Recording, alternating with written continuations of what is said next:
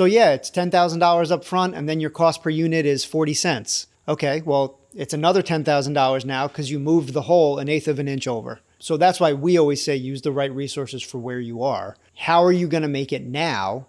And then have a plan for how are you going to make it at scale and what's that cost going to be?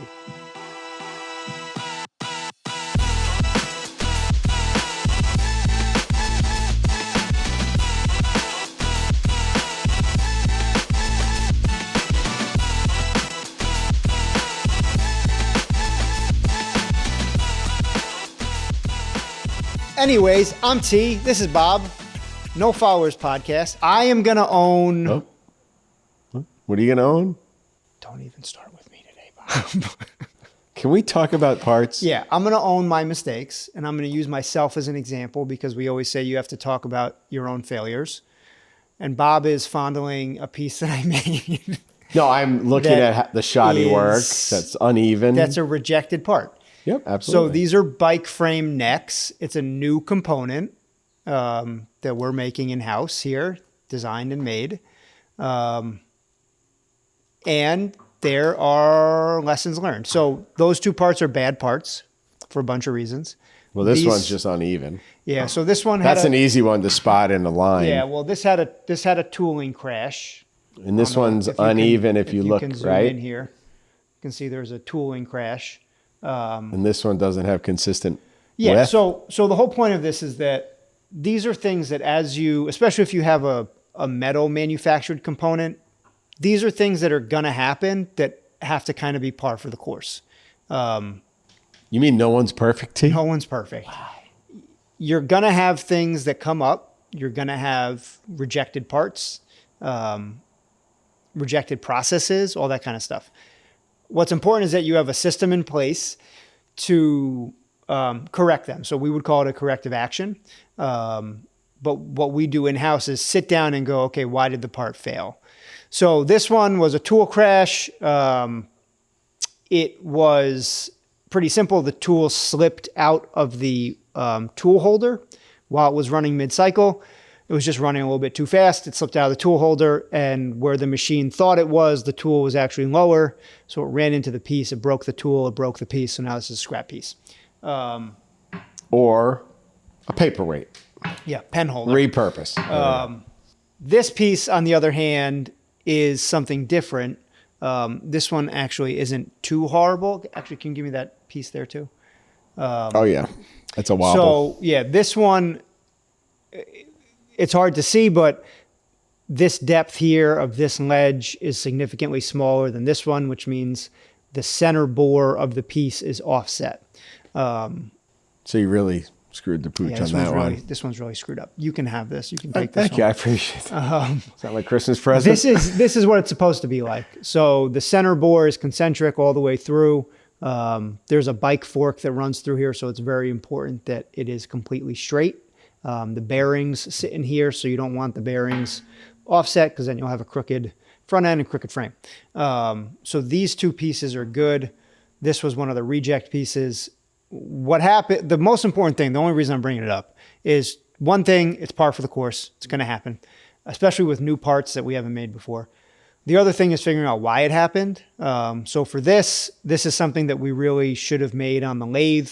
The lathe was tied up, so I made it on the mill. And so what happened is we machined this side first, and then it gets flipped, and then this side's machined.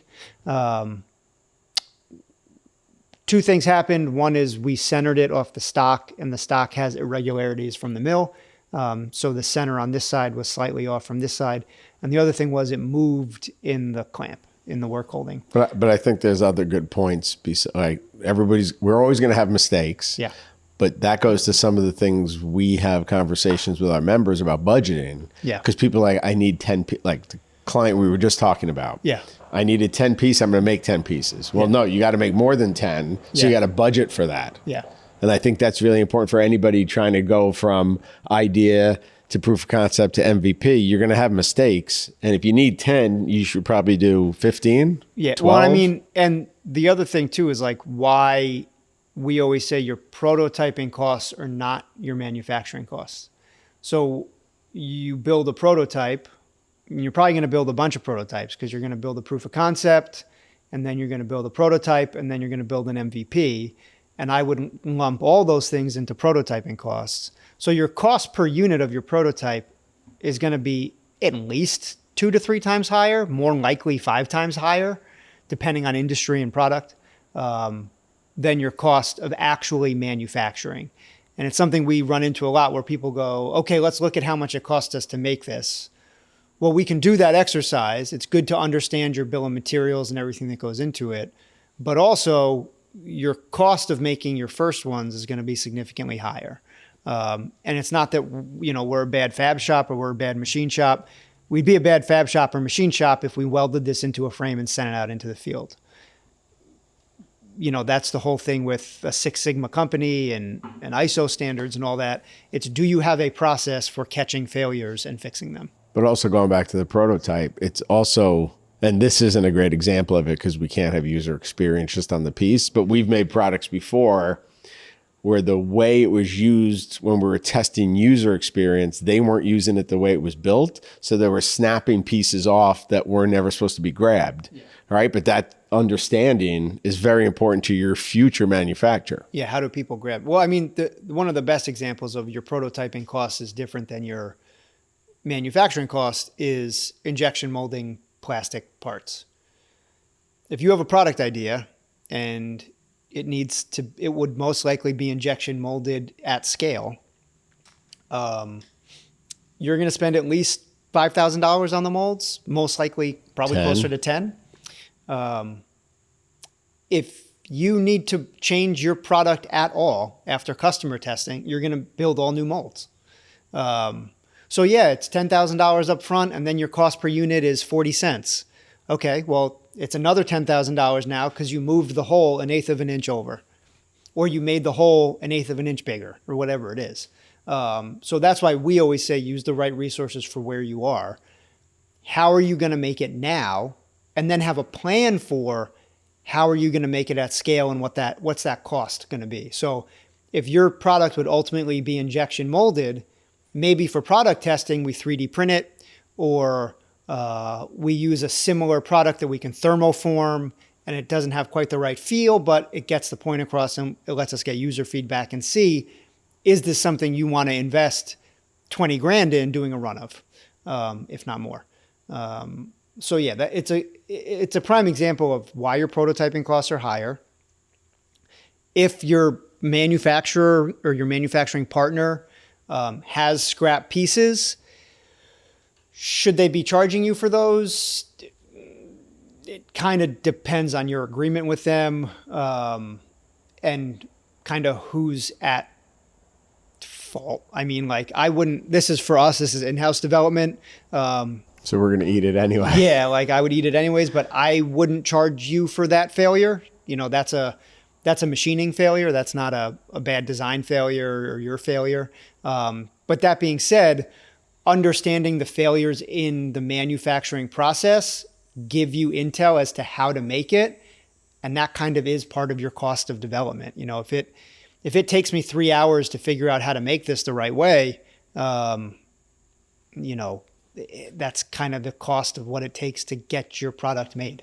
But that's also a term you would kind of hash out under the agreement, right? Yep. Because that's always... Who pays for the failures? Yeah. Yep. Who pays for the scraps?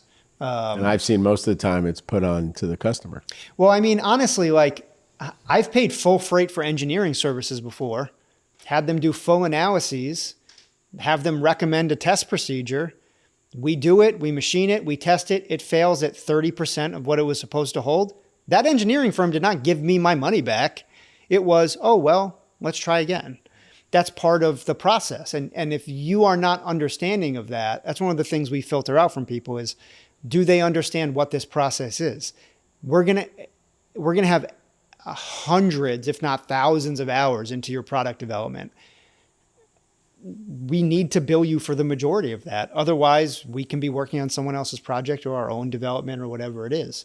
If you want us to figure out how to make your product for free and charge you a scale rate, like how would you make it at scale? Well, at scale, you have the print figured out, you have all this stuff figured out. Right now, we're figuring out how does this meet with the components that have to go in there?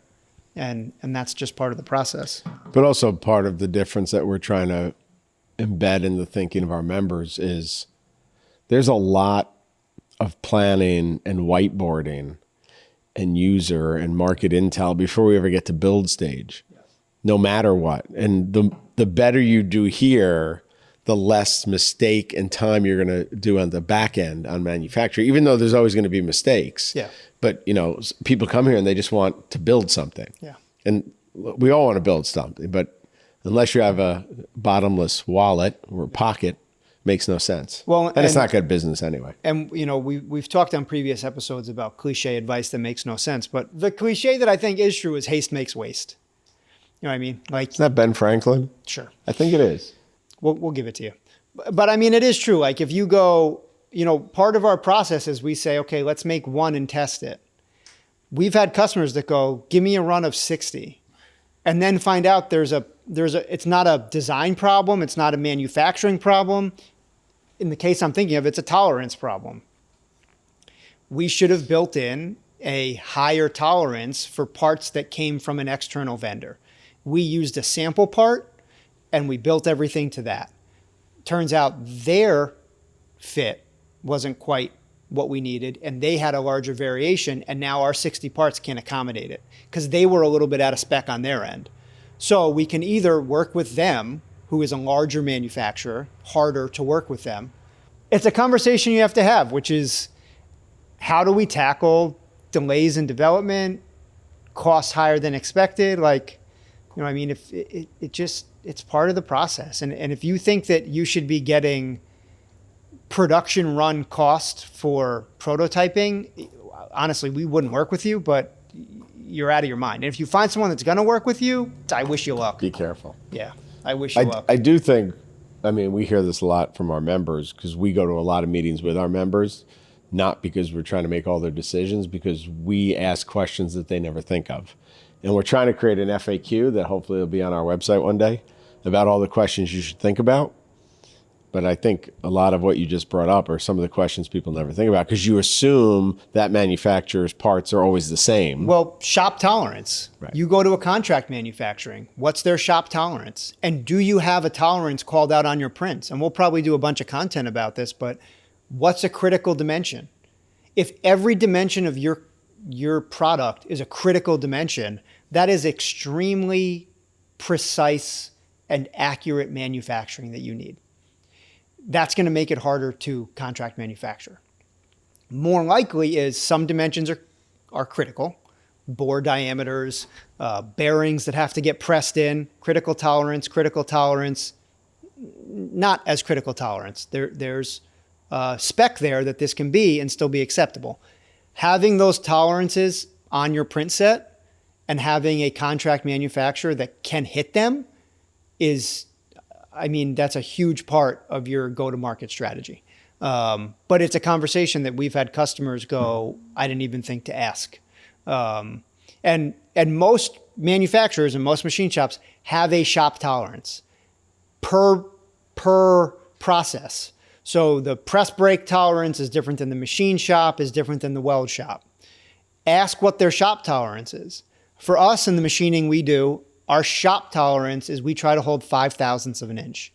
If you need something more precise than that, you have to call that out because it changes our machining strategy. But you're not having those conversations till much farther down the line here than you would when you just take your design into... Yeah, well, because usually we start with proof of concept. Right. How do we just make it work? And then from that, we back into what are the critical tolerances. So like for these frames that we're building, the critical tolerance isn't so much the height of the steerer tube as much as it is the inner diameter to be able to accommodate the bearings. How do we know what bearings to run? Well, the bearings to run need to match the front end. How do we know which front end to match? It goes to the design theory of the bike and who the intended user is. So it all flows from what's our user profile and what's their behavior. That'll affect the components and the riding style, which affects the dimensions, which affects how we make it. So everything starts from Can't the wait user. for the DMs to come in on this. I'm sending them all to you. I promise you, I will not read them. That's a guarantee. It's the reason you exist here, Mr. Fabricator. The reason I exist here is mostly for my boyish good looks and my winning personality. And your salt gun. And my salt gun. See how we've had no flies today? Take us home, Mr. All right. Fabricator. Thanks for tuning in. We'll see you next time. I'm T. This is Bob. Have a good one. Please follow First Strike Incubator online, subscribe to our channels. We'll see you next time.